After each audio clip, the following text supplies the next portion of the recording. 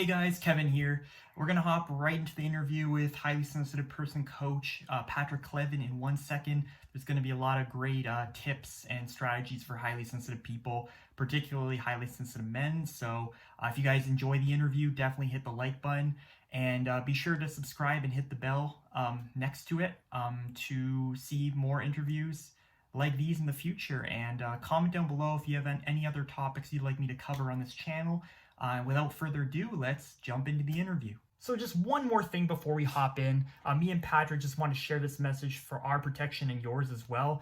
But this YouTube channel and all of its contents, including the opinions that will be shared by Patrick Kleven during this interview, are for informational purposes only. And this content is not intended to be a substitute for professional medical advice, diagnosis, or treatment. Always seek the advice of your physician or other health provider with any questions you have regarding a medical condition or medications, and never disregard professional medical advice or delay in seeking it because of information shared on this channel. Reliance of any information provided by this channel or its guests is at your own risk. And now that that's covered, let's hop in. All right, guys, how's it going? This is Kevin here, back with another video. And as I mentioned, I've been planning to have some highly sensitive men on the show, or just people who are helping highly sensitive men out in this space. And I was able to get in touch with Patrick here. And so today I have Patrick Kleven, and he's a wellness coach who is in the HSP space and helps both HSP men and women. And he helps them cope with stress, overwhelm, anxiety, depression, you know, a lot of the things that can come with traumatic experiences for HSPs. And he helps them work towards achieving fulfillment, inner peace, happiness. And so I just want to say thank you, Patrick, for taking the time today to speak with us. Yeah, you bet. I'm excited. Cool. So why don't you just start by just telling us a bit about your journey, kind of like why you do what you do. Maybe you can talk a bit about, I think it's the emotional release technique. That's what you use. And just talk about how mental emotional release. Yeah, very powerful. Cool. Yeah. So just talk about how you help HSP men with what you do. Yeah. Well, I had my own awakening moments probably about 8 years ago or so. And at that point, it was a bit of a rock bottom for myself. I was actually arrested. So when I got arrested for having marijuana in my car, I kind of woke up at that point and said, wait, what am I doing here? You know what I mean? And so at that point, although I thought at the moment that it was probably the worst thing that could possibly happen to me in my life, like with hindsight now, and since that point, 8 years ago, it might have been 9. I might be getting the math wrong, but because it caused me to do what I do now and go through all these experiences of growth and that awakening, right? It's now actually the best thing that's ever happened to me. And so since that point, it caused me to become super curious, basically, with what causes behavior, what causes us to take actions on a day-to-day basis, what causes us to react in certain ways and just act in certain ways. And so really on a basic level, I just became super curious about life and where our behaviors come from. And so that covers a lot of ground when you start digging into that, from psychology to quantum physics and to neuroscience, which is actually my background, neuroscience and philosophy. So I just started basically asking way better questions about my life and what results I was getting for myself, which in that moment was basically jail. So that's what brought me into the world of like personal growth and learning, and has brought me to this point today. So. And what kind of helped you make that shift? Because I know you went through that incident, and kind of what kind of made you make that shift to wanting to kind of use what you've learned about yourself and use that to impact other people, particularly HSPs? Well, I've been surrounded by struggle pretty much my entire life. The people closest to me have experienced a lot of what we were talking about, anxiety and depression, and feeling stressed out a lot of negative experiences, negative emotions, anger, sadness. And so it is quite personal to me. And once I found the power that like coaching models have and some of the other processes that I've since been trained in, once I found how powerful they were, and especially in comparison to our traditional tools and methods that people tend to use and that I saw the people closest to me using and not getting change and not getting results from them over 20, 30 years, and still having the negative experiences and that come along with depression and anxiety and that sort of thing. That's what caused me to start to make that shift into, okay, I can bring these processes to these people that are closest to me and at least point them in the direction of them, right? To get them real change instead of spending 30 years with a therapist and not having anything different, and spending 30 years on medications that just cause more trouble than the original state that people were in, right? And then adding, because of the side effects of the first medication, oh, maybe we should add a second medication, and oh, now you have this problem. Oh, let's add a third one. And this has been my personal life experience with people that are close to me. And so, yeah, it's that's what caused the shift. I mean, just that drive to eliminate suffering. When I realized that it wasn't necessary anymore with new processes, that our old establishment type approach to medical care and specifically mental emotional wellness it hasn't caught up to them, and it hasn't caught up to our current level of understanding with all those things that I mentioned before: psychology, quantum physics, neuroscience, all that stuff. There's advances that have happened, and we're still trying to cover up the issues with old ways of thinking, and that's a big problem. That's perpetuating a lot of the suffering we see today. So. Mm-hmm.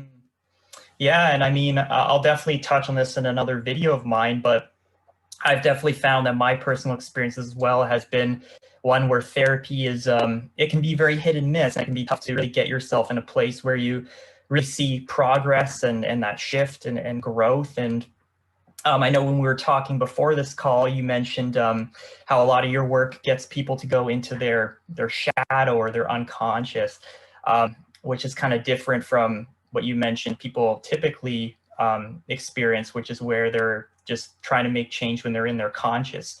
So if you can maybe just touch on that and how your treatment kind of is set apart from what people would typically experience when they go to therapy. Yeah, well, and before I do that, I just want to make clear that I'm not saying that therapy and medications are completely useless. What I am saying is that they have a place, and that they can be complementary to processes and more coaching type models to healing that I use. They're very complementary, and in certain cases of severe mental illness, absolutely medication is necessary to bring people up to a certain level of awareness and ability to face and to start to take some action forward and to do the work that's necessary to completely, to eliminate it, right? So medication and therapy are definitely needed in certain aspects, but we've overdone it, and it is there are more advanced and more effective tools that have been proven more effective than things like CBT. CBT, for instance, is in clinical trials has been about 70% effective. And for instance, mental emotional release, the process that I use, has been proven in a clinical trial to be over 93% effective, and with zero remission into depression, into people suffering from depression. So that's what I'm talking about when I'm saying, yeah, it's time to it's time to fold in some of these newer ways of thinking and newer processes and tools that we have available to us and make them more mainstream, right? And so part of the effectiveness of that mental emotional release that I use, the process, comes from the fact that we go to the root of the problem, which, things, when we stay in our conscious mind, and just think about it on ourselves, what that causes is just more thoughts around what's the cause of the problem in the first place. So the mental emotional release goes into the unconscious mind, which is the part that we can't access with our conscious necessarily, with the conscious part of our brain, because it's by definition unconscious, right? So that's where in our psychology we store our negative emotional baggage, which is basically when we have negative experiences, for instance, during development or growing up, or even later on in life, we tend to make decisions in that moment when we're having a negative experience. And it's the simplest way I can put this would be to say, take bullying, for instance. If someone during their development in childhood experiences bullying and is the receiver of bullying, they tend to, a lot of times, can make a decision in that moment and say, I never, for instance, this is just an example, I never want this to happen again, right? And so without being aware consciously that they're making a psychological decision in that moment, they go ahead and make a decision. And what tends to happen is there's basically an overreaction where they make a decision and they make a new rule for their life that they're never going to let this happen again, which causes a cascade and a continuation of that decision through the rest of their life. It increases things like fear and the susceptibility to fear and kind of a closing down of who they are in a way. And so if we have that decision made at some point without actually being aware that they're making a decision, then what can happen is those experiences can just continue.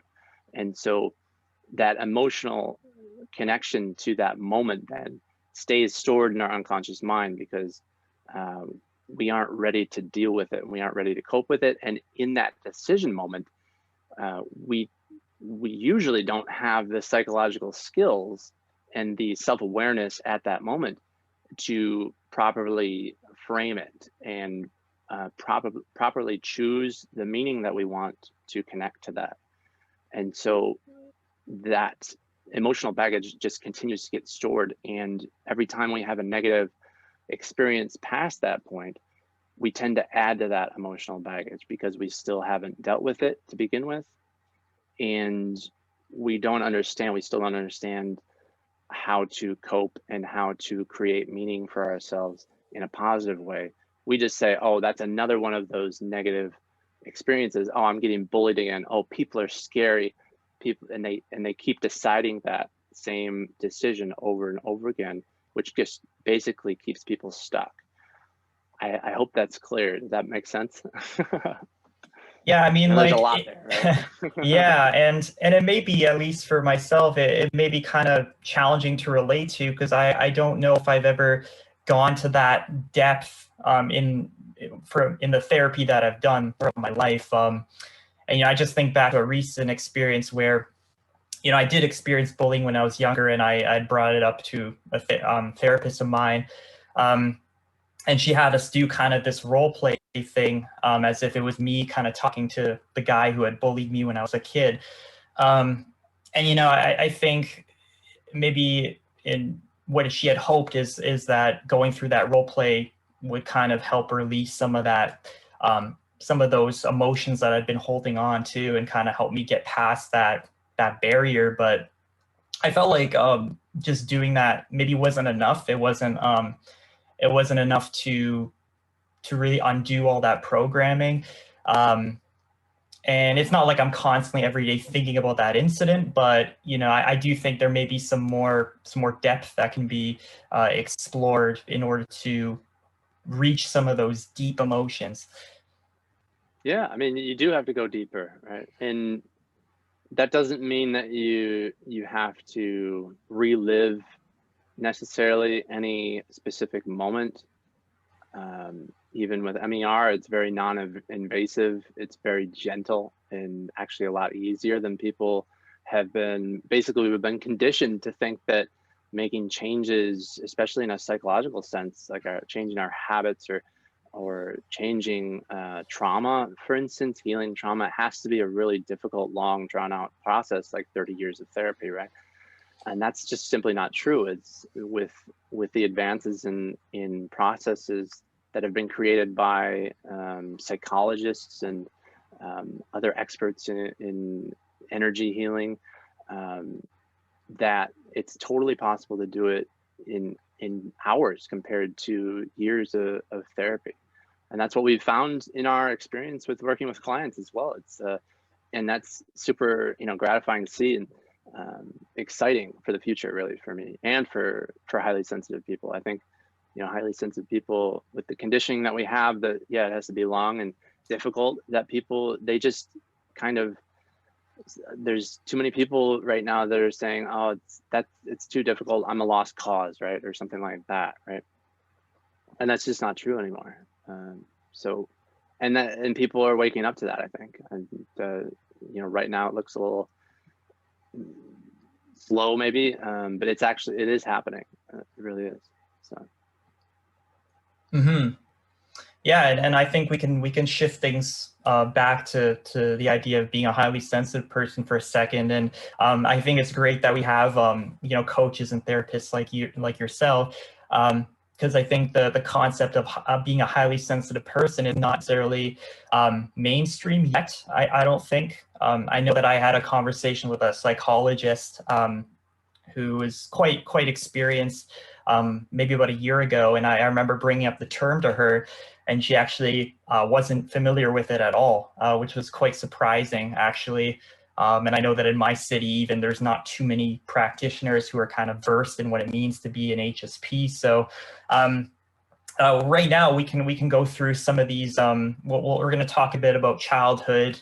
Some of the things that HSPs and HSP men as well, in particular, kind of experience throughout their lives in childhood, relationships and career. So we're going to go through some of that stuff now, and Patrick can kind of mix in some of the things he's learned while he's been coaching his own clients in these areas. So if you don't mind, Patrick, if you can just talk a bit about, as a fellow highly sensitive man, what was it like for you growing up?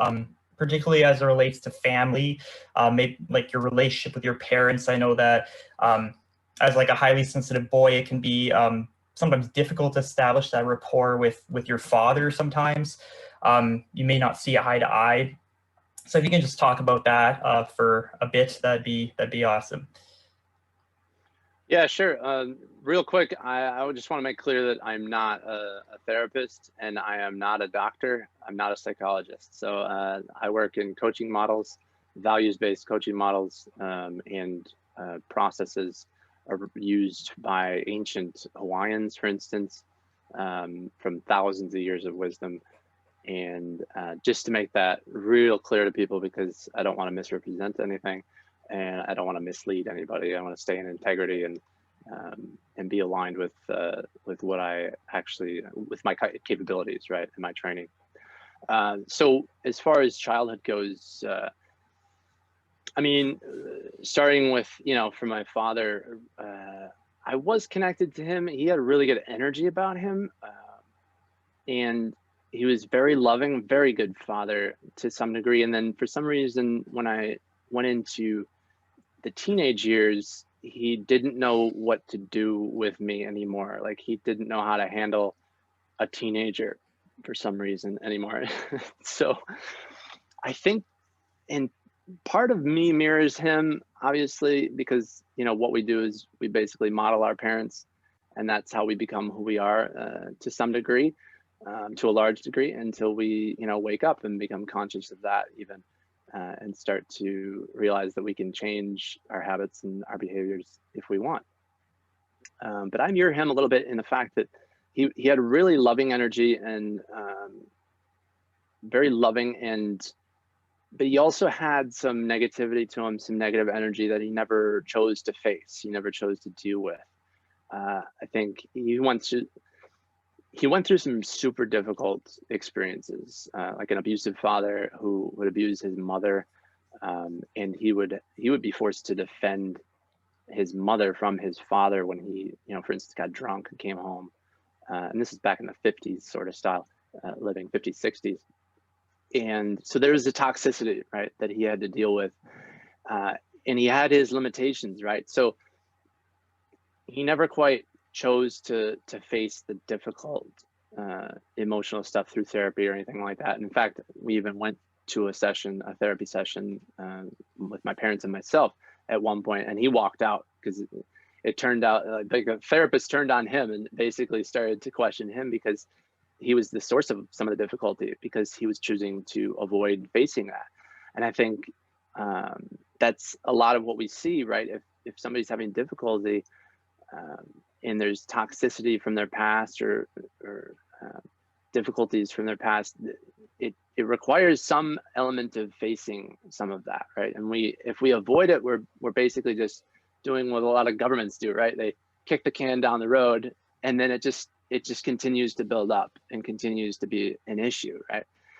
But considering, one thing I want to make clear too is that considering what he went through, I see a lot.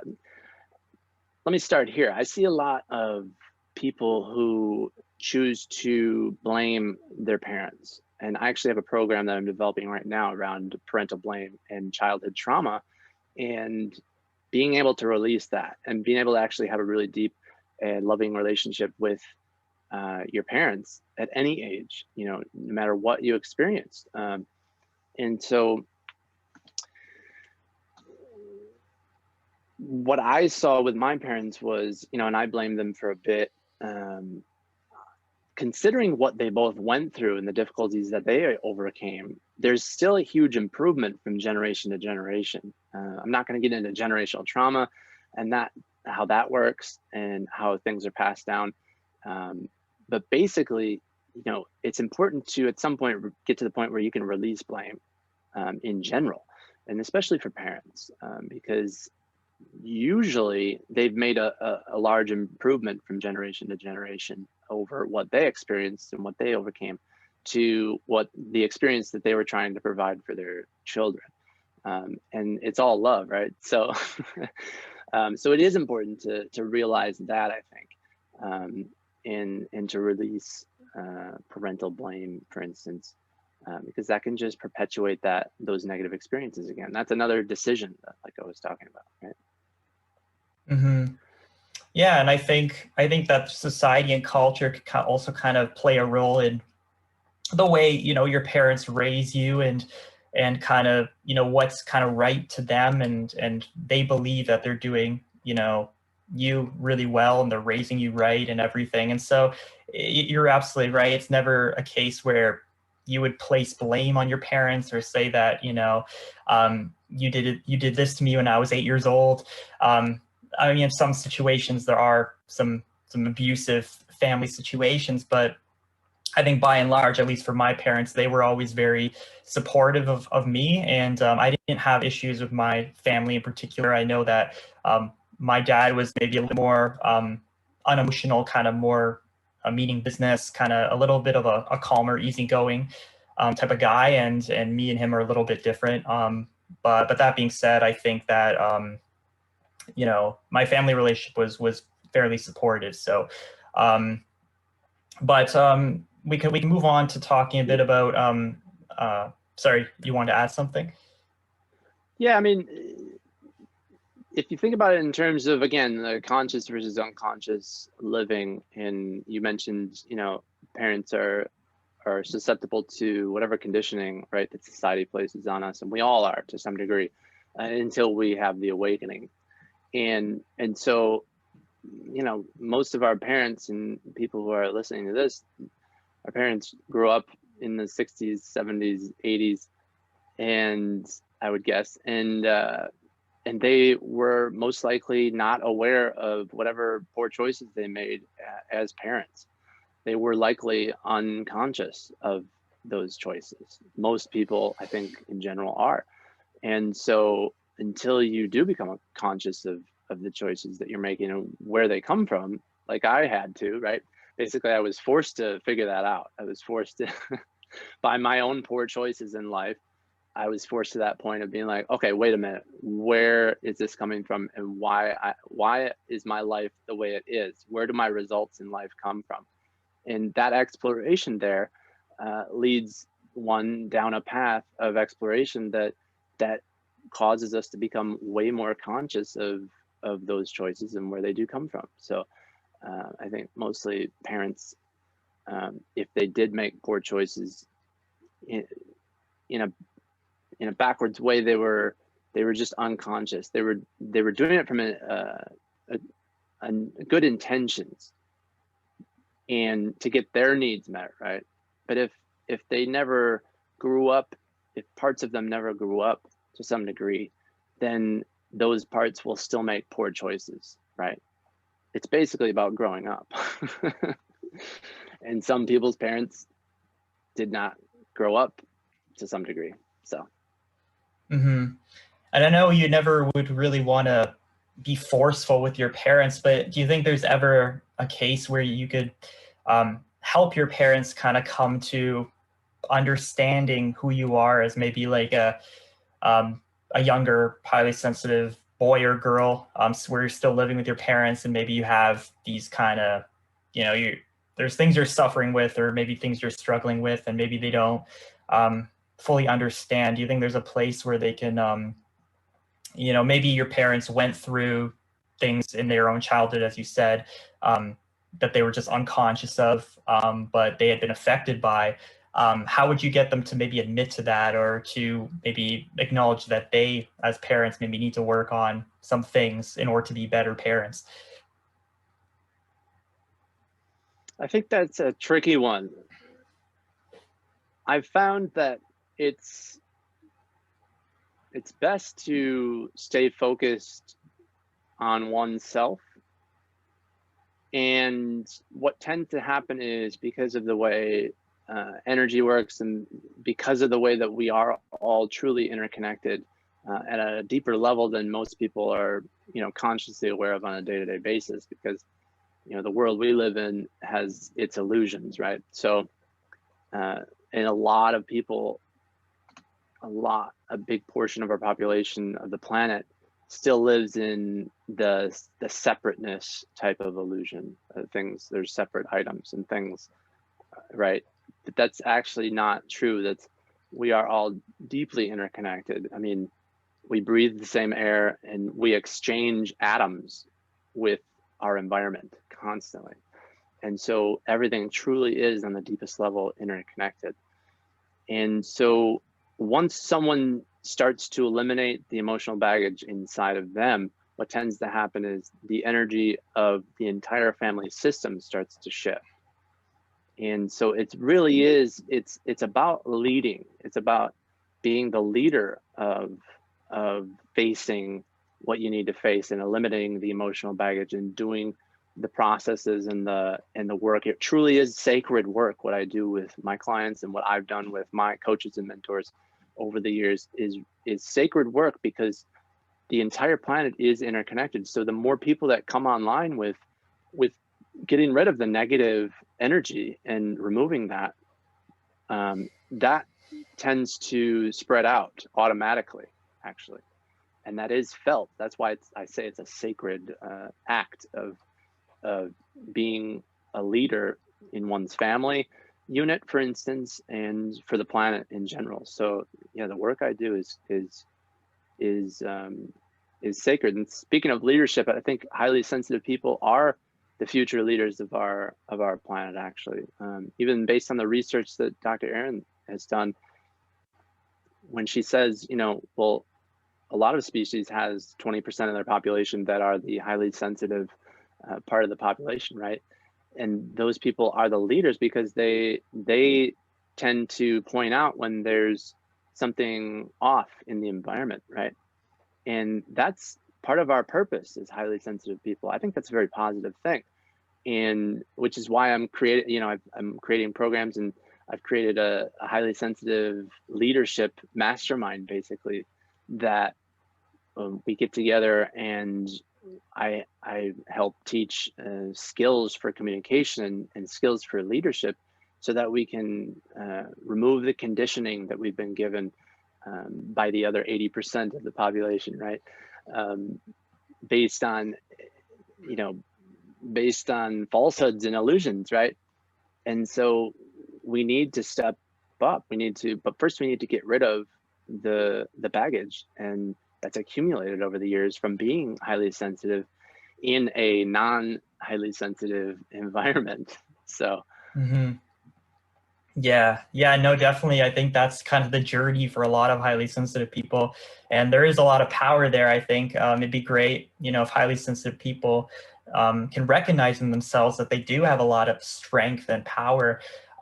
It's just about really utilizing those strengths and figuring out what they are and using them to heal your past, and then set forth an example into your own environment and changing a lot of aspects around you in the world. So I wanted to talk a bit about like kind of growing up around other boys, like in a kind of school environment. Like, did you ever feel different as you were growing up around other guys? Like, did you have more friends that were girls? I know that's something that HSP boys, or they say it, HSP men say that when they were boys, was the case. And like, how did you kind of find your pack, or like people who kind of value you as yourself and give you that ability to have good relationships? I did find that, yeah, in general, I have better connections with female friends. I've found some guy friends at times, and I've had some good friendships with those. I think most likely most of them are highly sensitive as well, though. So I think there's a risk as far as finding a pack. I think what I did was I did feel growing up different and misunderstood and unheard. And I had that experience during middle school. I got really good grades and usually had a lot of the answers in grade school and middle school, and always was a good student. My mom always encouraged me, like, oh, you could always do better. Like, keep doing better and keep studying the exams, right? And I would come home and say, oh, I got a 93% on my math test. And she'd be like, that's great. I think you could do better, that sort of thing. So, and going back to the parents just for a moment, like, she didn't realize that the meta message, right? There's always another level to communication that's happening in any conversation, right? What's the meta level of the conversation that's happening? What's the overall theme of what we're talking about, right? Like this interview, we have an overall theme and an overall meta level of this conversation being highly sensitive people and how we have experienced life and all the things around that, right? So the meta level of what she was communicating to me was, I'm not accepting you, right? Which is a big thing for a child growing up. That's what I was hearing. I wasn't hearing, that's great, you can get higher grades next time. I was hearing, I'm not accepting you for what you've brought to me, right? So I did experience that sort of misunderstood, misheard, not being heard, not being accepted as I was. And I was the youngest of 4 children, so it was chaotic in that sense as well. And so, and I'm not saying I had the worst childhood, and other people have had worse childhoods, right? So I'm not complaining or anything like that. I'm just, that was my experience. And so what I did during middle school, actually, I found a group of kids that were like jokesters, pranksters, like the class clowns type that didn't really do well in school, and they were just kind of screwing around. And for some reason I gravitated towards them because they were funny. And at some point I was done, being the loner, good student, good kid, and straight A's, and kind of being shunned in that way. Like, people, that there's a risk there for the smart people to be outsiders in a school, which is messed up, right? It's like we're encouraged to be really good students, but then when we achieve, we start to separate ourselves from the main pack of people, right? And in that sense, again, it was another experience of not being understood and not being accepted, right? And so I wanted that acceptance. I did want that connection. Right? I didn't feel that connection with a lot of people in my school and in my grade. And so I found a connection with these class clowns, and I started to screw around a little bit, right? And my grades started to suffer, and that sort of thing. So, and that was, you know, looking back on it, it is what it is at this point, but I think I could have really done, gone farther had I not made that shift to based on a need for connection, right? So, you know, don't get me started about education. And, you know, any problem that we see in our world right now, I always ask the question, well, what's the source of that? What's the source of this divide that we have in America, right? You're in Canada, but in America, we have a huge divide with people. And there's I have friends in Canada, and they say that there's a little bit of divide going on up there too as well, but I don't think it's nearly as severe as in my country right now. And it's a crap show right now. And if you ask on any of these major problems that we're seeing, climate change, economic issues, job, income discrepancy, what is the source of all that? And I think it's a lack of education. The answer always comes back to we need better, higher quality education. And so we do need to do a better job of understanding, even like you said, your therapist didn't understand what a highly sensitive person is, or your psychologist, right? So that's a big issue, right? And so we need to just grow awareness and grow our education system to be a little more flexible and open to these new ideas. Basically, we need an upgrade in our common sense. And so that people do continually research and become aware of new awarenesses around highly sensitive people, for instance, for therapists and that sort of thing. I hear so many stories from my clients of like past experiences with therapists who said things like, oh, well, you're highly sensitive. Oh, well, you're going to cry a lot in our sessions then. And this is literally what somebody said to one of their clients. And I'm like, what? This person has no business being a therapist if that's their communication. It's like, no, you don't suggest the future to somebody, to a client, ever. that's pretty, to me anyways, that's pretty basic. Like you don't ever want to suggest the future, because that makes it more likely for it to occur.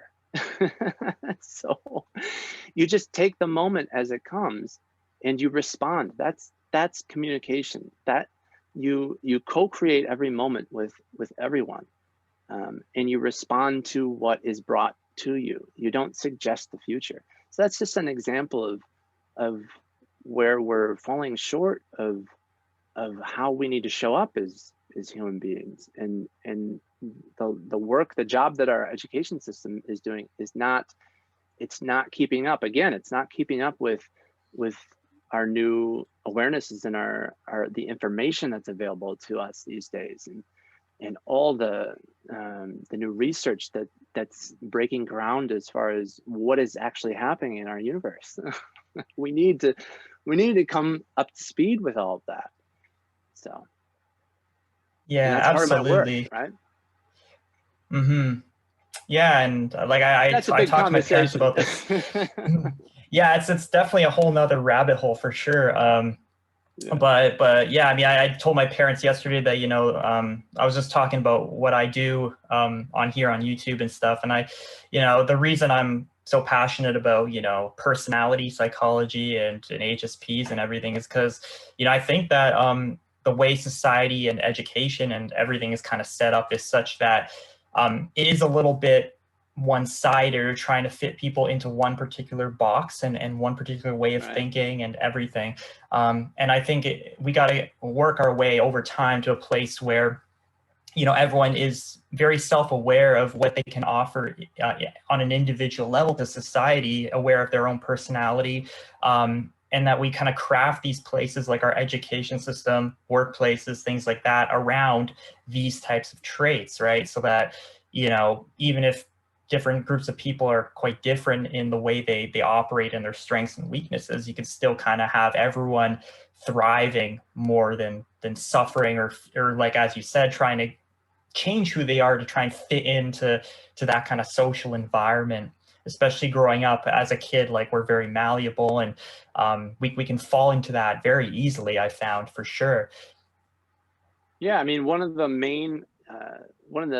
main aspects of success that I always teach people and share with clients and people, loved ones and everything, is behavioral flexibility. So flexibility in how we behave and how we respond to changing circumstances and environments. We see this with, you know, people's different responses to this current COVID situation, right? It's completely uncertain and people are kind of thrown off a little bit by that. But the people who are most successful dealing with that are the most resilient people, are the ones who can adapt quickly to changing circumstances and environments. And that's one of the main pillars of general success. But bringing that back to what we were just talking about, that isn't how our institutions and our structures are set up. They're not set up with the flexibility that's needed to be successful. And so our education system has stayed rigid for decades, and our government institutions have stayed rigid for decades. There's no behavioral flexibility built into those institutions and those systems. And so that's what we really need to have a successful human race, right? But it's not, we don't have that right now. And we're very slow right now. Our laws aren't even keeping up with technology, because technology is developing so fast. Our laws are not flexible enough, and our governments are not flexible enough. I mean, we're starting to make some laws, create some laws around people's privacy, for instance, with the social media companies. We're just starting to develop some of that stuff, but the social media companies, just to take an example, are miles ahead of people's privacy issues and legal issues that are starting to come up as questions. So education and all of our institutions, including our medical systems, and the way that we handle mental illness is way behind. Bringing it back to what I deal with on a daily basis, our mental emotional wellness, the way we care for that is still way behind. And so we need behavioral flexibility built into all of that. Mm-hmm. Yeah, no, technology is just way outpacing all the other industries. So yeah, I can definitely hear what you're saying. But now that we've talked a bit about family, kind of growing up, I want to touch on dating and relationships. I find that this is a topic that's not really discussed too much around highly sensitive men, and I've only found one other YouTuber who discusses it with other men that he has on his show. But what I found is that it can be easy to feel a bit of pressure to take on a role of being a traditional man in a dating context, because I find, like, I'm not going to get too much into this, but with feminism and everything like that, we've gone to a place where I think we're kind of, women can be free to be as they wish, and they say men can be free to be as they wish. But I think in a dating scenario, I think a lot of the old kind of traditional models and ways of being still kind of hold true as it relates to how men relate to women, and vice versa. So I wanted to ask, like, have you felt any pressure growing up while dating to kind of take on that traditional role? Have you found that you've been able to be comfortable and unfazed by your nerves? Another thing is jumping into intimacy quickly. I know HSPs can be a bit more cautious and not really wanting to jump headfirst into things. And, they say, oh, men love sex, and they just want to, jump right into it. But I find that's not always the case. So, if you could just touch on that.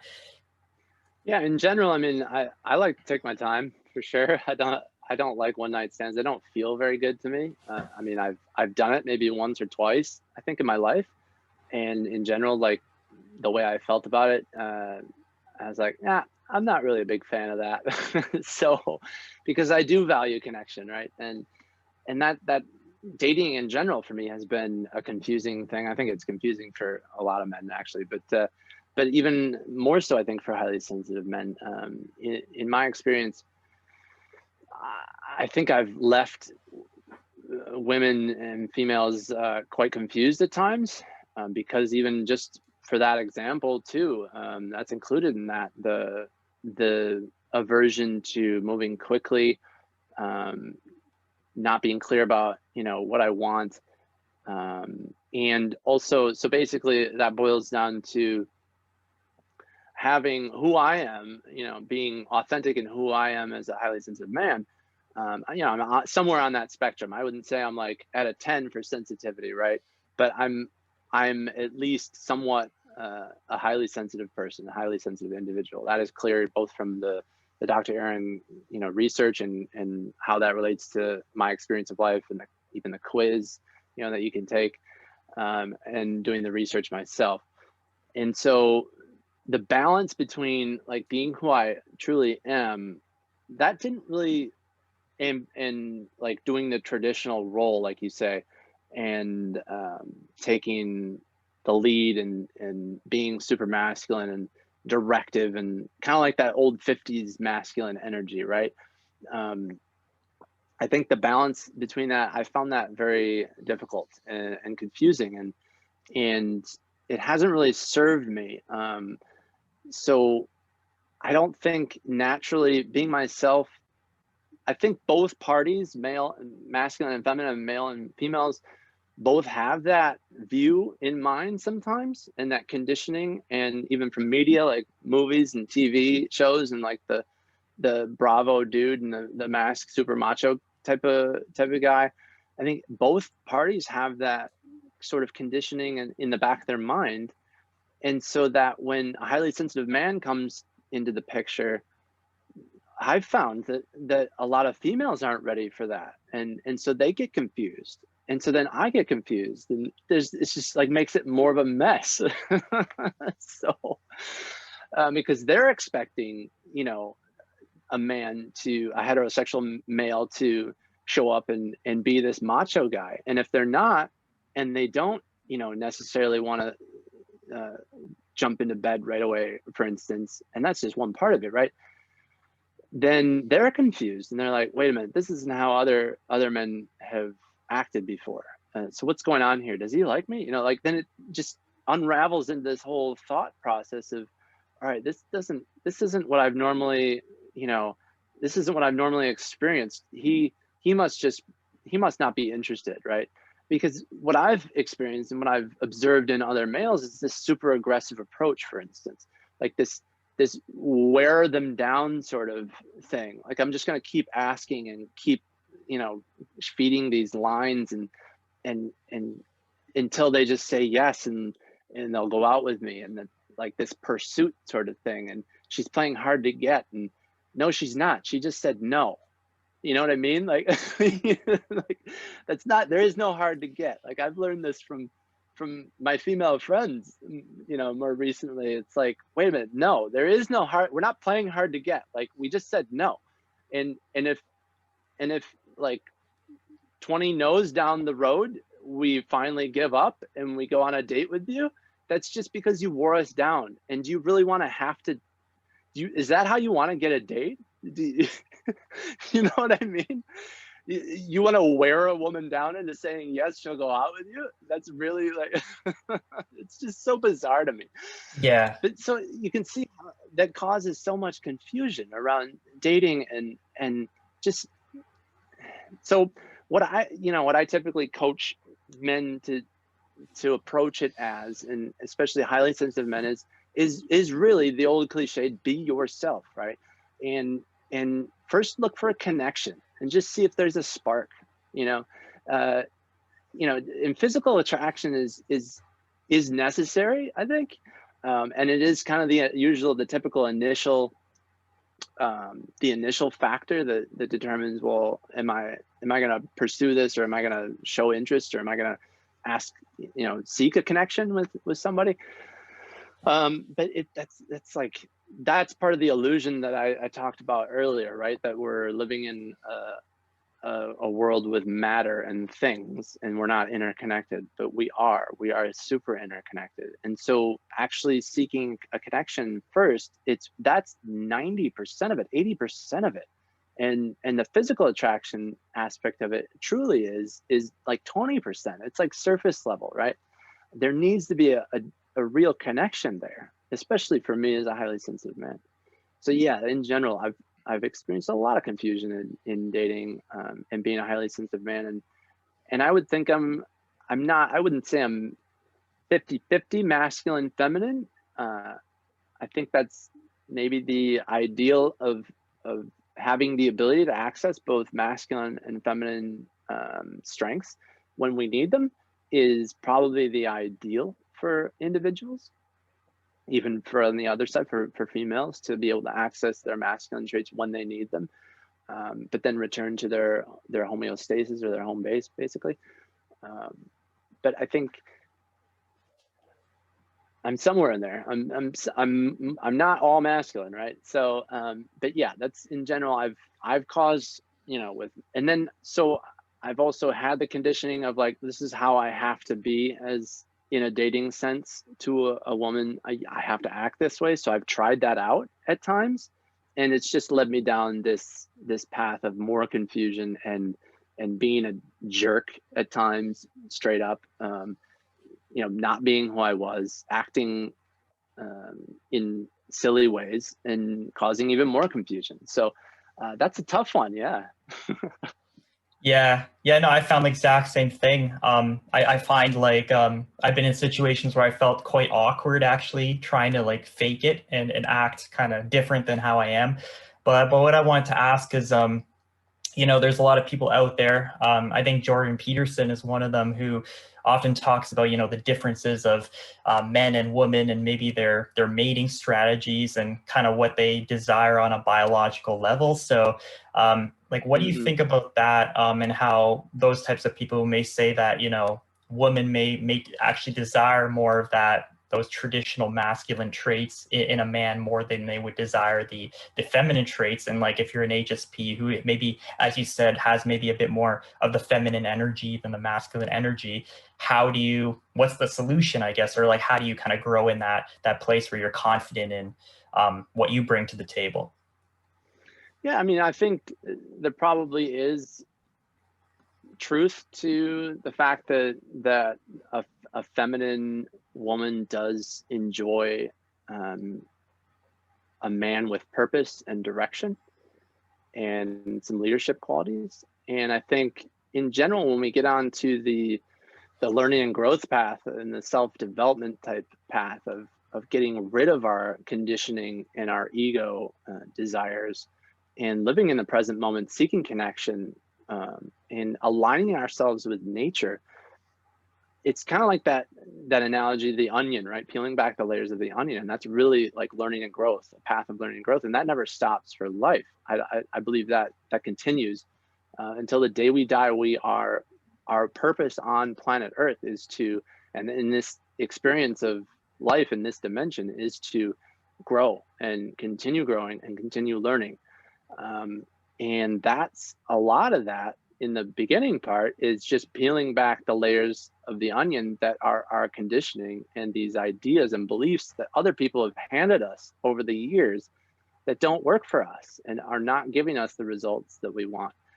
And going back to your question, I mean, I think there is an aspect of, there's an attraction there to the parts of us that have the purpose and the direction and the leadership qualities in consciousness. I mean, like David Data talks about, well, male is consciousness, right? And the feminine is just life and very flowing and graceful and beautiful. And so there is that dichotomy. But as far as what roles we choose to play, that can shift from moment to moment and within a relationship, absolutely, at different times.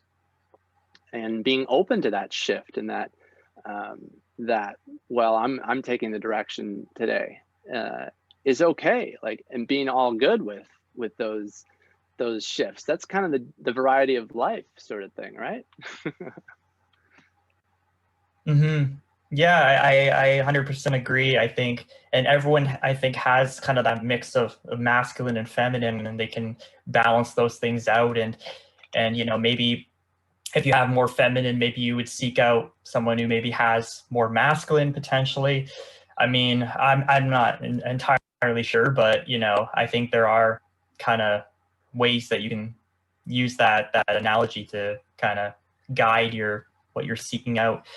Yeah, I think that happens automatically. I don't think we really need to Mm, necessarily consciously think about it or strategize about it. I think, again, along with the benefits, along with personal learning and growth and peeling back the conditioning and living in the moment, like even Eckhart Tolle talks about that. Like, really, our purpose on life is to come into the present moment and stay aligned with the present moment at all times. That's true transcendence right there. And so we don't need to think ahead on that. What naturally happens then, if we become more of ourselves, and that's what that is, right? That's getting rid of the conditioning and the bullshit and the excuse my language, but peeling back those layers of the onion is becoming ourselves and moving towards a higher purpose and aligning with our higher selves, right? And when that happens, the attraction, the law of attraction kicks in. And so then what's attracted to us is our complement in general. And so if we're like 60-40, 60-40 masculine, feminine, then usually what we'll find then is someone who, a feminine complement that's 60-40 feminine, masculine. And those two come together and meet in the middle, right? That's life right there. And so that just sort of happens naturally. You're naturally going to be attracted to your complement as far as masculine and feminine goes. okay, gotcha. Does that make sense? Yeah, I mean, definitely some new things to think about there. But yeah, interesting. So I wanted to now shift things into career and workplace type stuff. So this was something I just talked to him about on my channel, actually, because I had a viewer that had expressed that he was in a kind of an executive position, and he had issues where, you know, his boss, I guess, had expected him to be very, you know, tough, unemotional, always super like quick and decisive all the time, and he said that he felt he had to be like a wolf in the workplace or something like that. I think that was the term he used when even he felt that he wasn't. So, you know, I know that you work in helping professions, so you're probably in a place where you feel more in line with yourself. But like, what's kind of been your experience going through your career to this point, and like, how have you been able to deal with some of those more challenging aspects, such as you know, higher stress levels and you know, depleting energy and, you know, easily getting overwhelmed? Yeah, if you can touch on those things. Yeah, I mean, I I love working on this stuff with clients. I love working with life purpose and aligning people with their actual, what they're meant to be doing and on that path. That's really one of my favorite things to do. And so, because I've struggled with it myself as a highly sensitive person, I'm a natural creative, right? So we all are, really, but even me more so. Like, my brain is always creating, always in creation mode and giving me inspirations and ideas and that sort of thing. So it is really important to, again, learn who we are, learn where we're aligned most with what our strengths are, what our passions are, our HSP traits, and what that lends us as far as strengths go. Also, things to avoid as an HSP, right? Maybe that career, for instance, is just not a good fit. Sometimes it takes years to find the right fit. And part of what I do in my program with the living purpose, the life purpose breakthrough, is to accelerate that process, to make it easier. So, and ask the right questions at the right time, just so people can align more quickly with their life's purpose and the path they're meant to be on, rather than, because I've experienced the jobs that I hated. And so I get so frustrated in the job, where it was toxic. I was in, for some reason, I think it was the fact that a lot of times what we do is we have negative experiences, going back to what we were talking about earlier in the interview. We have negative experiences early on in development and in childhood and that sort of thing. And what tends to happen if we stay unconscious of those and we avoid dealing with them, we tend to recreate the exact experiences that were negative in the first place. And so what I think I did for years before I figured this out is, because I had such a high stress, chaotic childhood growing up with the youngest of 4 and a lot of negative energy in the house, what I did, I gravitated towards careers that matched that. And so what I needed to do is do the opposite. Stay away from that and grow out of that, right?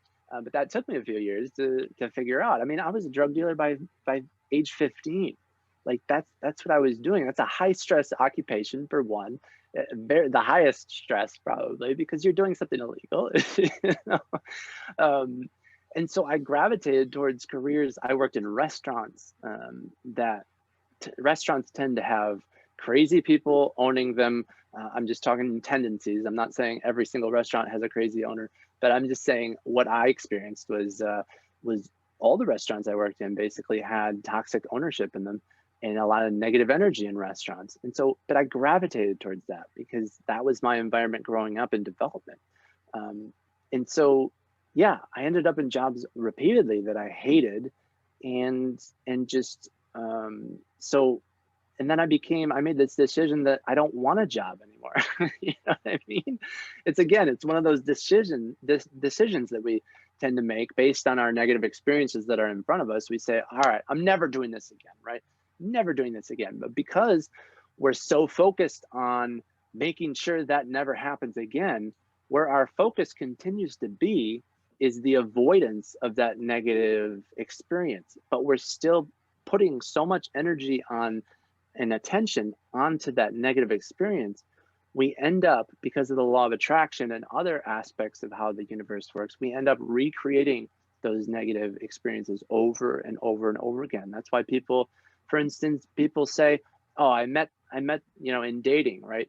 If somebody's struggling to find the right person in dating and they keep finding the same guy, for instance, coming back, and not that literally the same guy, but the same type of guy coming back to them, they keep meeting the same type of guy. People experience this all the time. It's because they're avoiding something so strongly that their focus is on that, and that they are recreating that experience over and over again. So the key is to uncouple that focus and release the negative emotional baggage, and then start focusing on the positive side and where we're heading towards and where we're going. And so bringing it back to the life purpose aspect and career aspect, we need to really ask, we need to find out, first of all, who we are, and then ask, what do we truly want for ourselves? How do we want to show up and serve in our world? And that starts to shift our thinking to, well, instead of what I don't want, which is this wolf type CEO guy, and having to be somebody I'm not, this is what I want. And then we start to shift, right?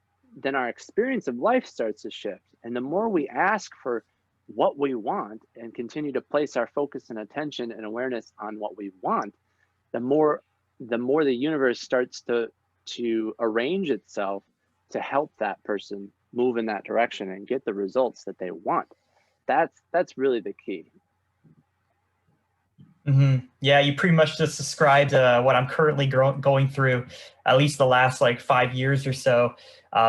I too am kind of seeking out, I want to, live a purposeful life. And that was actually one of my next questions. I was going to ask how you've been able to find a sense of meaning and purpose in your work. Because, yeah, I mean, like HSPs, I think we're kind of wired such that we do think on, we need that depth coming from our job, that depth of processing and the ability to really look at the bigger picture of what we're doing, really understand like why it is what we're doing, what we're doing, not just to get money, not just to, go through the motions and be productive, but to like really contribute and offer value. I'm sure you'd agree with that. Absolutely. I mean, that's the real challenge, right? Because we're living within a system that is set up, a value system, at least in America. I know maybe it's a little bit different in Canada. You'll let us know. But basically in America, our value system is so backwards that it's profit first, right? We need to make money, number one. And so we're conditioned by that. Our culture is set up around that. And what we need to do is, that's why it's a big challenge especially for me, because I care about the planet. I care about like connection and community and people, and I want to serve people. And so it's very confusing in America for a person like myself to figure out, all right, where do I fit in this whole career thing? Because I really care about the planet, and a lot of my options don't. A lot of my options for career do not align with my core values. And that's a real huge challenge, because our values are what give us our beliefs, and our beliefs are what give us our behaviors. We believe something, and so we go and do something about that, right? That's a real oversimplification, but I hope that's clear. And so that's why it's such a challenge especially for highly sensitive people, to find something that they're truly aligned with and they feel good about. It's getting better, right? Because there's more spread of information, and there's more social accountability, for instance, that is coming into corporations and businesses now. Some of it's forced, and some of it is still because they want to make more money. They're doing what's right socially, right? Which is still backwards. So it's not quite what we're going for, but at least it's still a step in the right direction, right? And so, yeah, it's super important to realize what system you're within, first of all, and how to align yourself with the values that you want to work within, and get that to work within, a profit first type of mentality. And that goes back to, asking the question again, what is the source of this? Well, it's really the for-profit system. That's the problem. And so the framework that we've set up in America needs to shift to planet first and people first, right? And then we can still make money, but our values have shifted around, and so that we're not polluting our earth and destroying our planet for growth. Real growth is not destroying the planet. Real growth is actually a very positive thing, and actually will serve the planet. And so that's the challenge that's before us with figuring out career going forward in the future.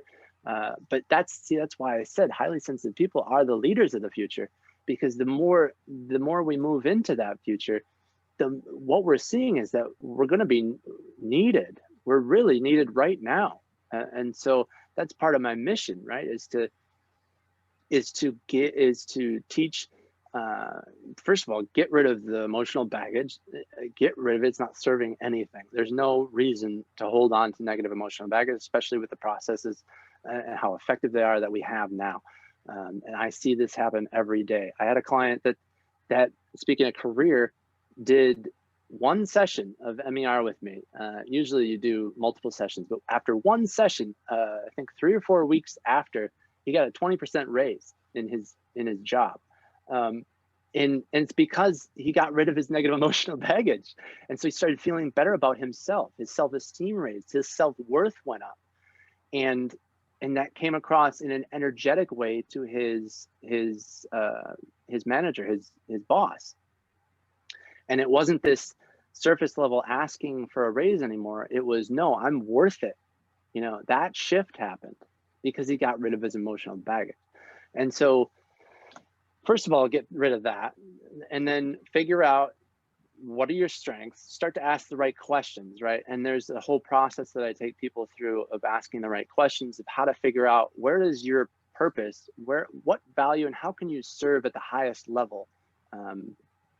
It's like the 5-way Venn diagram, right? We ask these 5, 6 different questions, and then right in the middle of all those answers to those questions, it starts to become super clear what an individual is meant to be doing. And so highly sensitive people are needed right now, and even more so, it's gonna grow. That's why I keep saying, I see a lot in these highly sensitive groups that there's some negativity there. There's some down on myself type of thinking of, oh, I'm a highly sensitive person, oh, I'm screwed, which is not true. This is like part of my mission is to help people to realize that no, you are needed. You are the future. We have the strengths that are needed right now, and we're perfectly aligned with what is needed right now. Soft skills, right? High creativity, right? All those things. And so once we figure that out and we couple that with who an individual is, what their strengths are, what their individual passions are, and we ask some other questions, some other important questions, it really makes it easier, and it starts to pop out, oh, this is what I need to be doing. I shouldn't be working under a CEO who expects me to be a wolf, right? I need to be doing this, and then slowly start to take the steps to shift in that direction. That's what we need to be doing as highly sensitive individuals. Yeah, and I get it, because it's it can be easy as a highly sensitive person in the world we currently live in to feel like, who values us? Like we look out there into how people are making money and the ways people are making lots of money, and it's like, oh, those are the types of people who are leading those organizations, and those are the type of people who are killing it out there, and we want to kill it too, right? So but yeah, as you said, I think it's really about going inwards and trying to develop some of that self-awareness and really figure out how you can match those sensitive traits like empathy, conscientiousness, creativity to kind of something that's out there for us. And there's so many new opportunities out there for us, I think. Now, and there's like people say all the time, there's so many problems right now, right? And this is what I tell clients and my audience all the time. Problems are just more opportunities to jump in and create a solution. So, and that's us. That's exactly what we're meant to be doing. We are the 20% of the population that are supposed to be standing up and saying, no, there's something wrong here. And so we need more leaders like that. That's why I created the HSP Leadership Mastermind, right? And so, but individual highly sensitive people need to realize that they need to get rid of their emotional baggage, and they need the skills to cope with maybe the negative aspects of highly sensitive individualism, and cope with that 80% of the environment and the population that doesn't quite understand us yet, and start to make an impact in a positive way. It's totally doable. Absolutely. Yeah, good stuff. So I wanted to ask you, on a personal level, what kind of habits do you have right now that really support your sensitivity? Like what do you do for your own well-being and to kind of keep you in balance and, keep your relationships healthy? And what are some of the habits that you have in your life? Well, I've created what I call a sacred self-care ritual. And actually we're developing a sacred self-care program to teach other people how to create their own ritual.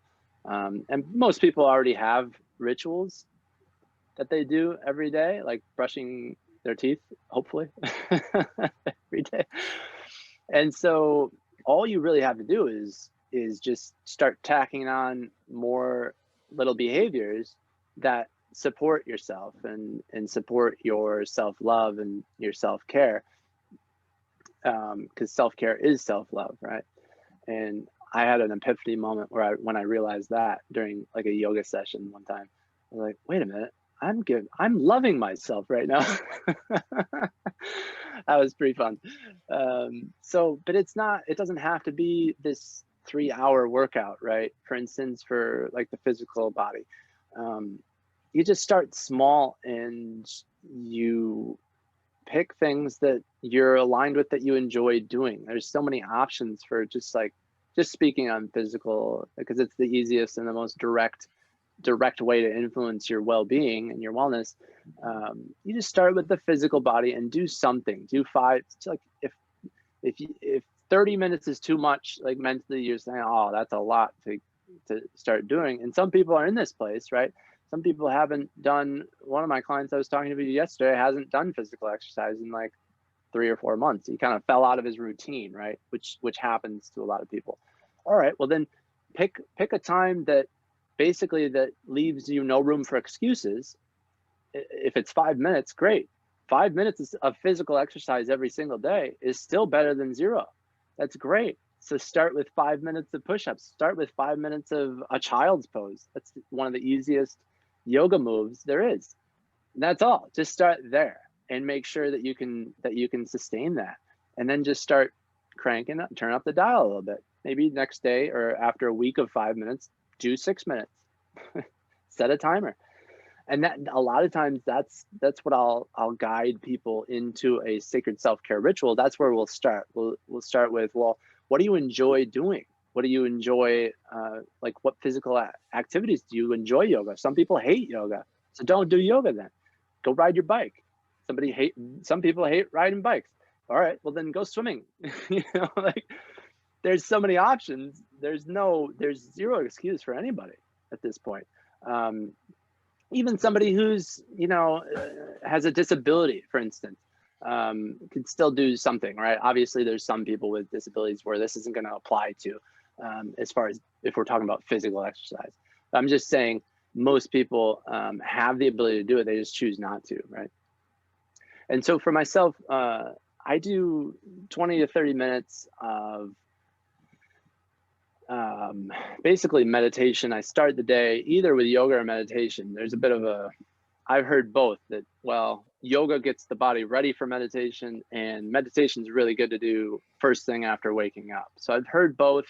I kind of play, I switch back and forth. I'll do 25 minutes of meditation first thing in the morning, and then move into some sort of physical exercise. And sometimes that's right after meditation. Sometimes it's not. Sometimes I do it in the afternoon. And I love running. I love yoga. I love strength workouts. And so I do a bunch of stuff like that. Cool. Yeah. And I think you can start small and work your way up. The idea is, I think, making something that's kind of easy to start, easy to get going, and then, kind of add on over time. And then it kind of has that effect where all the things together actually just make you feel better. And then you feel more motivated to continue contributing to your health. So yeah, thanks for sharing that. Yeah, I mean, I think even, like I said, 5 minutes of a child pose is better than nothing, right? So just start somewhere and set a timer. Sometimes I've had to say to some of my clients, like, all right, well, 5 minutes seems like too much, then do 1 minute. You can do one push-up every day for 30 days. Okay, and then it gets to the point where it's like, okay, there's no excuse. Like, what are you doing? And you have to. Your body is built to move. We're created to move. Our bodies are designed to move. We can't not do physical exercise and expect our wellness to stay at high levels, especially as highly sensitive people, highly sensitive individuals. We need self-care. And actually the research proves that we bounce back and benefit from things like personal growth and self-care, high levels of self-care, more so than non-HSPs, non-highly sensitive individuals. So it's just about getting over that hump a little bit, I think. But yeah, I found meditation and yoga are super effective if you can get into it. There's all sorts of different types of yoga as well. So even if you didn't enjoy one session with one particular instructor or whatever, there's so many varieties of it that just keep exploring, I would say.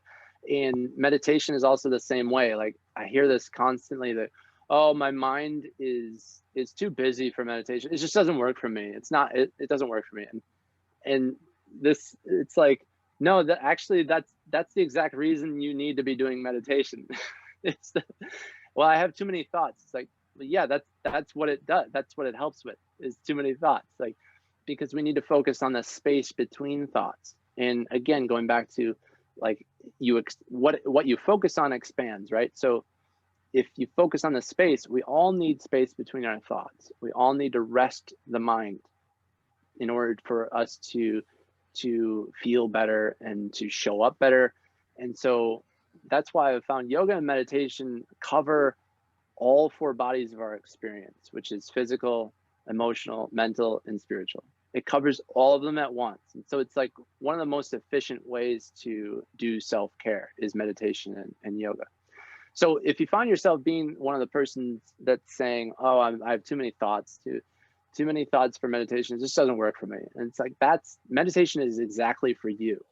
So, and that's just another excuse. So all you do is you just focus on your breath and you focus on the space between thoughts. And if you feel like, oh, there is no space between thoughts, just thoughts, then just basically what you can do is put your hands over your heart and take a deep breath in through the nose.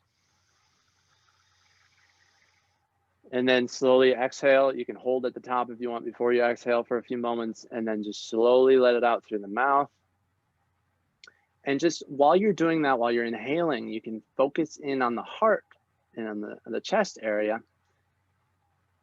And at some point in there, you'll notice that there's a space between thoughts. It may be quite small for some people that are kind of lost in the thought world. But really, like Eckhart Tolle says, the mind is just an instrument, and we're overusing it a little bit right now. We're overthinking, right? And that can happen a lot for HSPs. But as we said, HSPs also benefit so much from self-care. It's like getting over that little hump of deciding that it's not for me, or making excuses and that sort of thing. And once you get over that little hump and you start to notice the progress that you're making, then it's like, oh, this is working. Oh, there's a little bit more space between thoughts. Oh, there was a space right there between thoughts. And as soon as you place your awareness, it's like making that flip, right?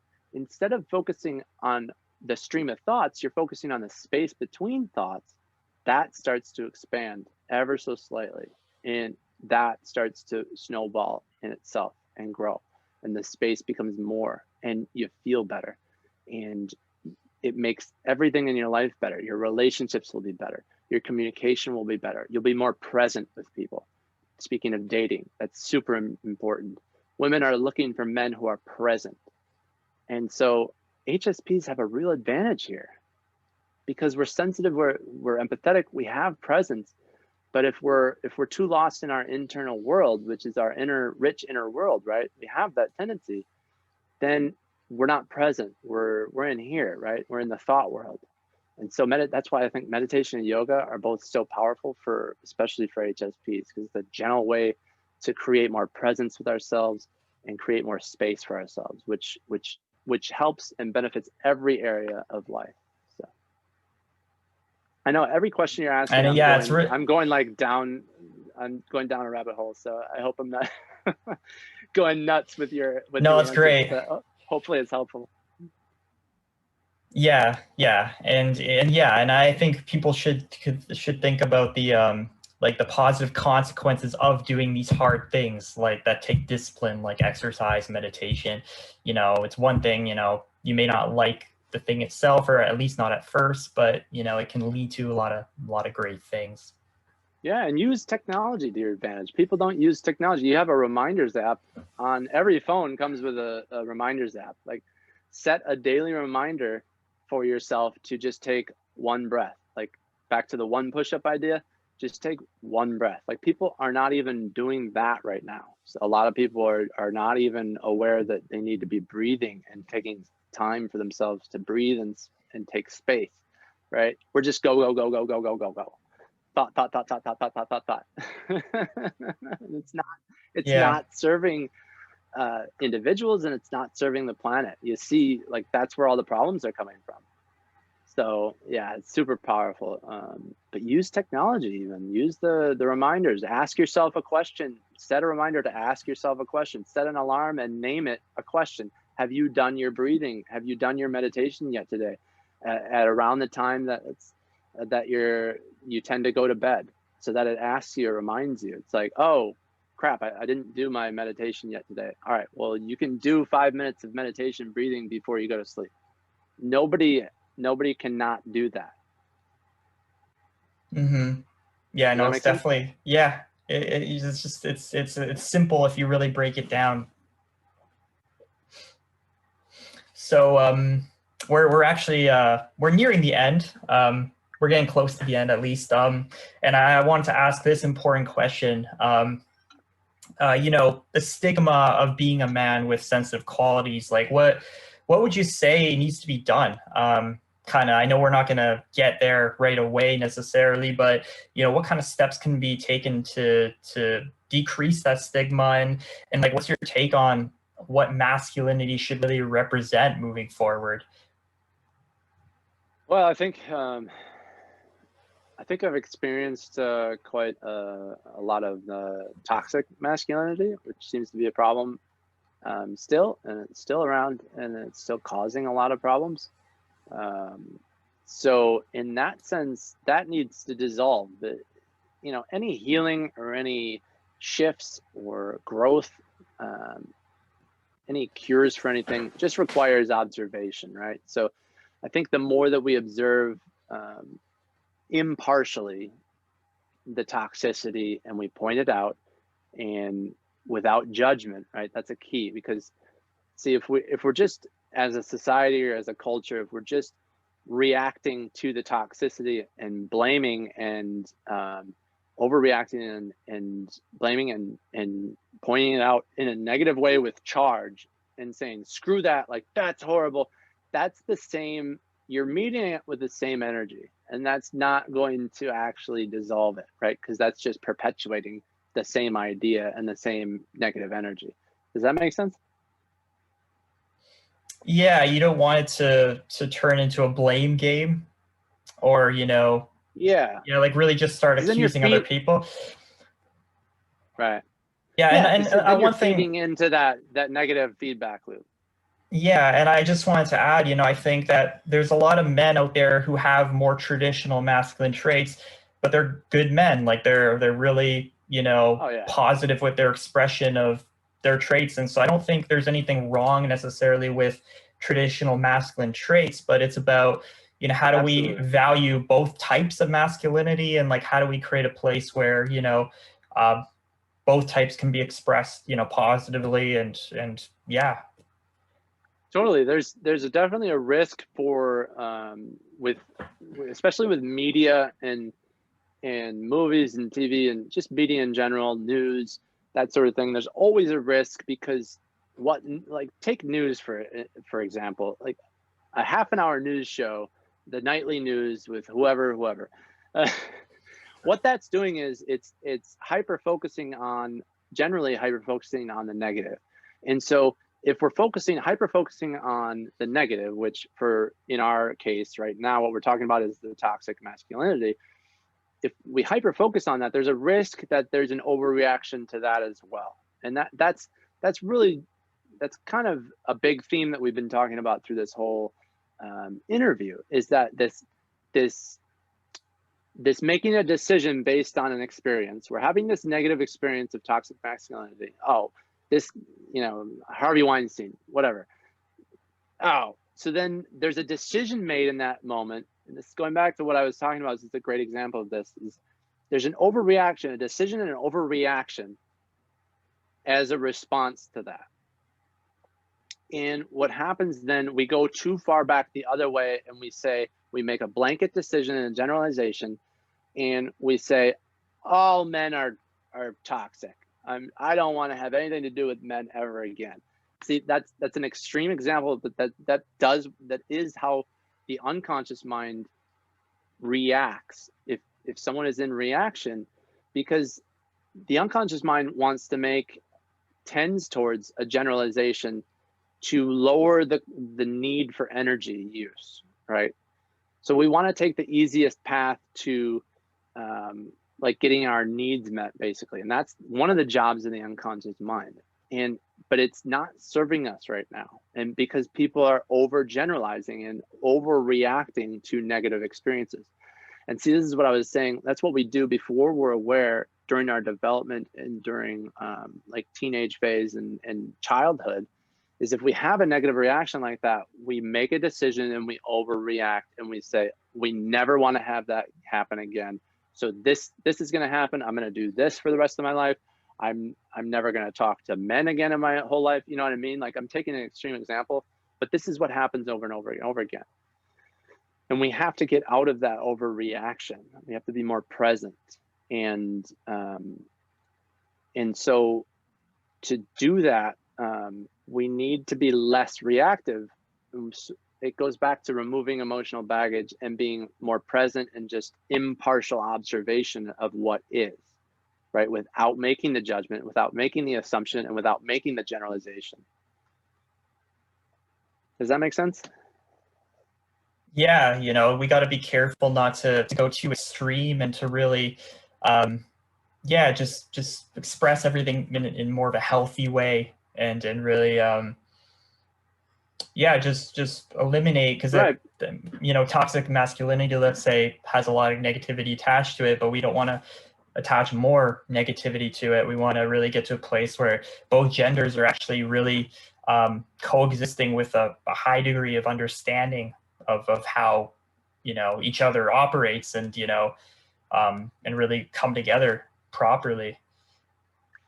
Yeah, I mean, and there's examples of people, like men who are super masculine, who are great men and have a good heart and are connected to their heart and are great. They don't have the toxicity, and that's awesome. And so we just have to be observational and present with what is, and come out of the blame game and the ego world and the illusory sort of surface level living of being reactionary, even to words, for instance. Like, I've noticed this with like the politics that are happening. Like, they'll seize on one word or one phrase and then overgeneralize and like misconstrue it to their advantage, right? And that's a real danger. Like, but people, it works because the majority of the population is a little bit unconscious and lost in that world of like socialism or something like that, right? Well, socialism, people have lost the actual meaning of socialism to some degree. and right, and some people may be out there right now saying, oh, this guy's a socialist, he's out, like, forget this guy, you know, like that sort of thing. And that's exactly what I'm talking about, like that overreaction, overgeneralization, without asking any questions, without curiosity, without diving deeper, taking the time to dive deeper. And so that's really what's causing a lot of our problems. Everybody's in a frenzy and like overstressed and caught in this, oh, I have to make a crap load of money, so I'm going to do this and wear myself out. And especially as highly sensitive people, we're not equipped to do that. And we shouldn't do that because it doesn't feel right. But a lot of us are, and wearing down and burning out. And so, but going back to your question, let's bring it back to the masculine and feminine. You know, what should we have going forward? It's just coming back to a place of truth and presence and asking better questions. I think, who do we want to be as masculine? Well, we just want to be ourselves, right? And so that means being super sensitive. Then that's okay, right? I think even like people speaking of getting lost in words, I think the word sensitivity, a sensitive man, for instance, has the stigma around it, like you said. And so we need to be open to the idea of learning what that actually means. I think just observation of what that term actually means can shift the meaning of it right now. Because I think for some reason probably again with media, hyper focused on this humorous sort of stereotype and made fun of some sensitive male at some point. And so the meaning of sensitivity got attached to that stereotype at some point, which isn't actually the truth.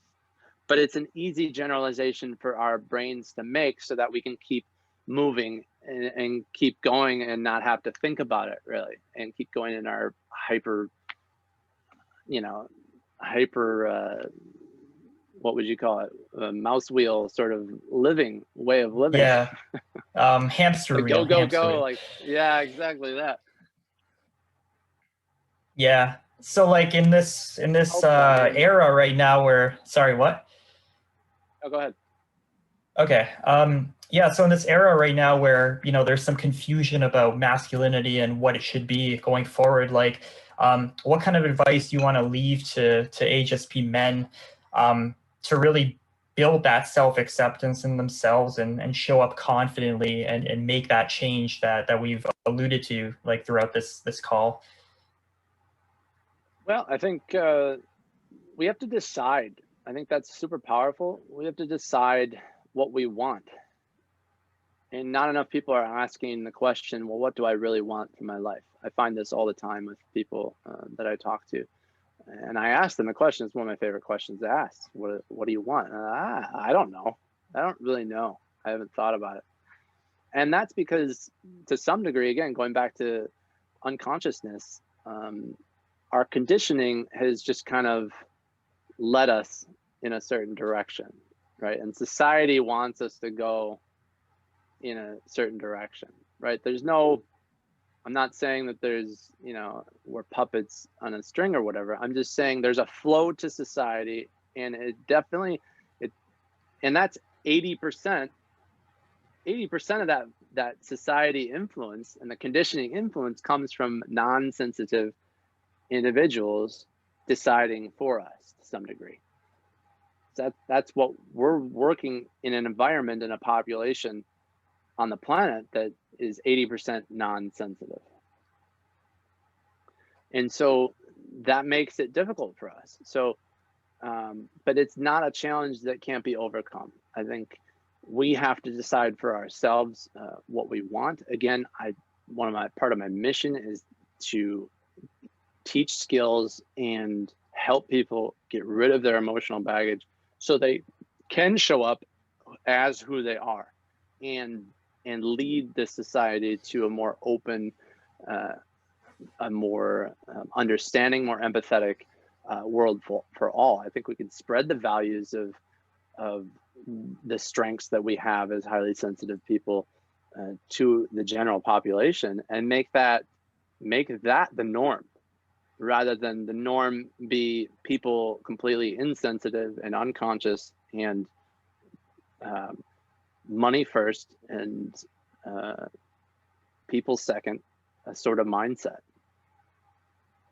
But it takes a decision. I think that's the first step I always teach people for change, right? It's you have to get to the decision point where you're like, I'm going to do whatever it takes to create my life this way.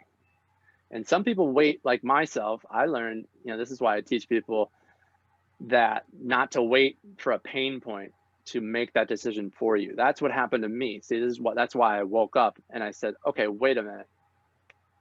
I do not want this to happen again. This is silly. Why am I self-destructive in a way? And so I decided at that point to do whatever it takes to learn what I needed to learn and to create a life that was fulfilling and in service to the planet, and not just this ego-led, self-destructive, self-sabotage sort of way of life of like drug dealing and stuff like that. And then the next step is to remove the emotional baggage, and you can't do that on your own. It's an unconscious process. You could probably do it through meditation like monks do it over 40 years of their life, and but that takes a lot of practice. People don't have time for that in the way our society operates right now, at least in the Western world. We don't have time to sit and meditate for 8 hours a day for 40 years.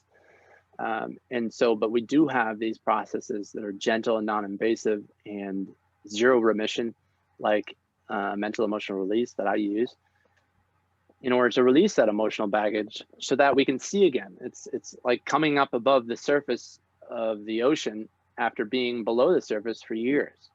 That's what it feels like to go through mental emotional release and the breakthrough process that I've co-created with my partner Rosalie, and learn from some really great teachers and great mentors. There's a couple other steps. We need to stay focused and take action, and actually we also have to create the future that we want. We have to decide also and get a little bit more specific, like, all right, well, what do you want in your life? For instance, for career, well, what do you want for a career? Do you want to be in service to people, or do you want to be under the CEO still and being tried to be put into like this wolf role that you don't even want? So you have to decide and start to create and visualize the future that you do want in order for that to happen, right? But that takes some guidance, and so that's the purpose of like the program that we've created and the whole breakthrough program. So it's super powerful stuff. Well, yeah, there's been a lot of great content throughout this call, and so thank you, Patrick, for coming on today and sharing. Yeah. Where can my audience learn more about you and what you do with your coaching in case they're interested in, seeing whether they may be a fit for your services? Yeah, they can head to @onewellness.net, and that is the mental emotional wellness service that I've co-created with my partner Rosalie, and she started about 12 years ago now and has been working with highly sensitive women and men, women entrepreneurs and men, to remove anxiety, depression, feeling chronically stressed, that sort of thing. And so I partnered up with her about 3 years ago to create more programs and better solutions, more effective solutions for highly sensitive people. So you can check out more information about that at @onewellness.net. And then also we'll leave a link, I think, in the description, right, to just apply for a call with me to see basically what we'll do. We'll see where you're at and what you want instead. This is a major oversimplification, but real quick, it's we'll meet you where you're at and see what you want instead, and then see if there's a solution that I can offer you, or I can point you in the right direction for the solution that will bridge that gap between where you're at and where you want to be. So you can apply for a free 30-minute call with that link as well. So. Yeah, awesome. Thanks. So yeah, guys. Yeah, absolutely. And yeah, guys, the link to that will be down below if you are interested. And that's pretty much it for this call. So I really want to thank you, Patrick, for sharing a lot about your experiences and what you do in your practice. And yeah, a lot to digest. Yeah, for sure. Hopefully some of it made sense. That was fun, though. Thanks so much. Yeah. Thank you, and take care. Bye. Well, I hope you guys enjoyed that interview, and if you did, be sure to hit the like button and subscribe and hit the bell to stay notified of future videos.